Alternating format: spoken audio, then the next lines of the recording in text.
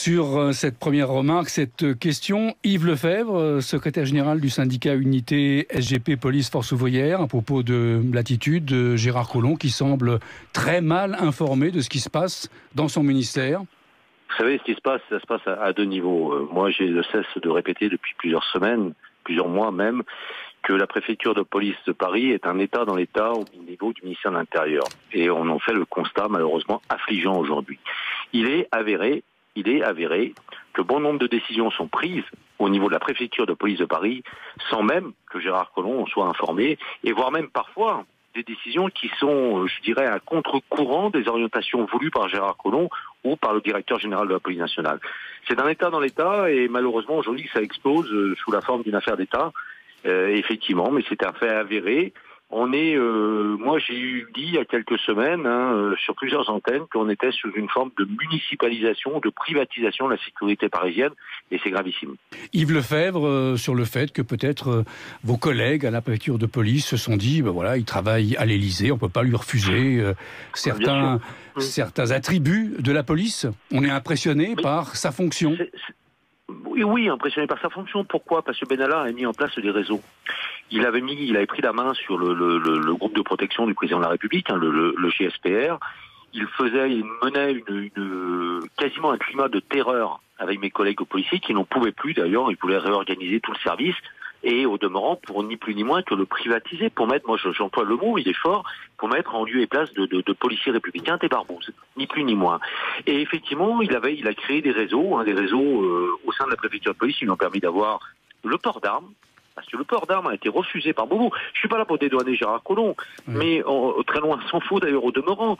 Mais le Beauvau a refusé le port d'armes qui lui a été accordé par la préfecture de police.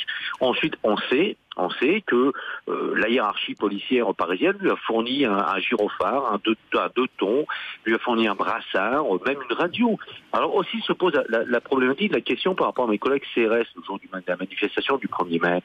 Mais pour mes collègues CRS, cette personne accompagnait le chef de dispositif, le commissaire qui aujourd'hui d'ailleurs au demeurant est suspendu.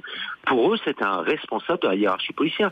Mes collègues CRS ce jour-là ne savent absolument pas, je parle des gardiens de la paix, ne savent absolument pas s'il s'agit d'un observateur ou d'un commissaire de police ou d'un contrôleur général. Ils n'en savent rien. Pour eux, c'est un flic qui procède ensuite à une interpellation sous le contrôle et sous l'autorité du chef de dispositif. C'est là qu'on pêche énormément. Yves Lefebvre, secrétaire général du syndicat Unité SGP Police Force Ouvrière, vous voulez réagir à ce que vient de dire Patrice ? Oui, je veux réagir. Oui, effectivement, je crois qu'il faut pas.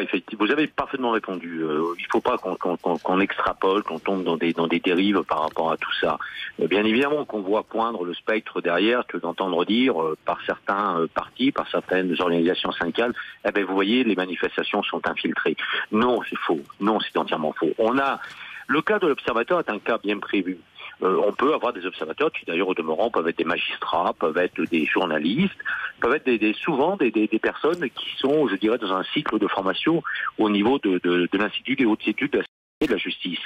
Mais leur rôle est effectivement un rôle d'observateur. Ils sont là pour regarder, pour apprendre, mais ils doivent bien évidemment parfois être équipés d'un casque, parce qu'il faut quand même qu'on prévoie la sécurité de ces personnes, mais jamais équipés d'une radio, et encore moins bien évidemment équipés d'une matraque.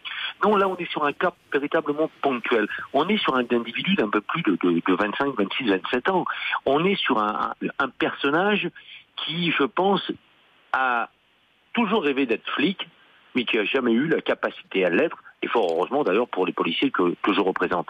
Mais là, on est vraiment Par contre, on est sur une dérive, sur un phénomène, il ne faut pas extrapoler, mais on est sur un phénomène vraiment de ramification de l'importance que peut représenter un émissaire du président de la République dans les rangs des hauts responsables de la police nationale, parce qu'on est placé là quelque peu sur l'autel du carriérisme, ni plus ni moins.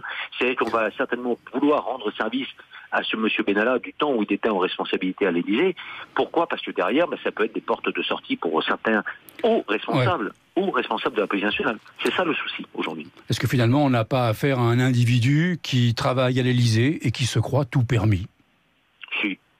Si, bien sûr, mais qui travaille en se croyant tout permis, qui se permet quand même d'avoir des réseaux lui permettant d'être convaincu, d'être permis à tout, d'avoir toutes les portes ouvertes et notamment, et le SCPN, le syndicat commissaire de la police nationale, a fort judicieusement bien fait remarquer qu'il faisait partie de bon nombre de manifestations à risque, et ce, depuis l'élection d'Emmanuel Macron à l'Élysée.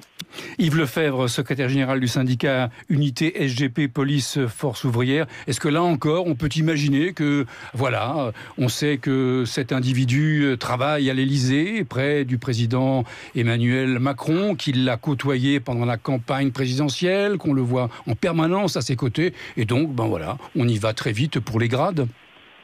Ah oui, on y va très vite pour les grades. Vous savez, moi j'ai des milliers de fonctionnaires de police qui attendent aujourd'hui simplement de passer brigadier-chef de police et qui au demeurant doivent attendre parfois 20 ou 30 ans pour le faire et qui tous les jours risquent leur peau au quotidien. Tous les matins ils partent sans savoir s'ils vont pouvoir rentrer le soir. Donc bien évidemment ça aussi c'est scandaleux. On est effectivement dans une armée mexicaine, on est dans une république pour le moins un peu bananière à travers tout ça. Bon, on peut toujours nous avancer. J'ai vu la réponse de la Direction générale de la gendarmerie nationale qui effectivement considère que c'était le niveau d'expertise de cette personne qui lui permettait d'accéder à ce grade. Mais au demeurant, quel niveau d'expertise avait cette personne? On sait qu'il est passé par la sécurité à un moment donné du Parti socialiste. Il a été ensuite le chauffeur d'Arnaud Montebourg. Et in fine, il s'est retrouvé garde du corps du candidat Macron. Et ce qui lui a permis derrière d'avoir le déroulement de carrière qui est le sien. Manifestement, on est sur moi je qualifierais presque l'attitude de cette personne de mythomane. Il a toujours rêvé d'être policier ou gendarme.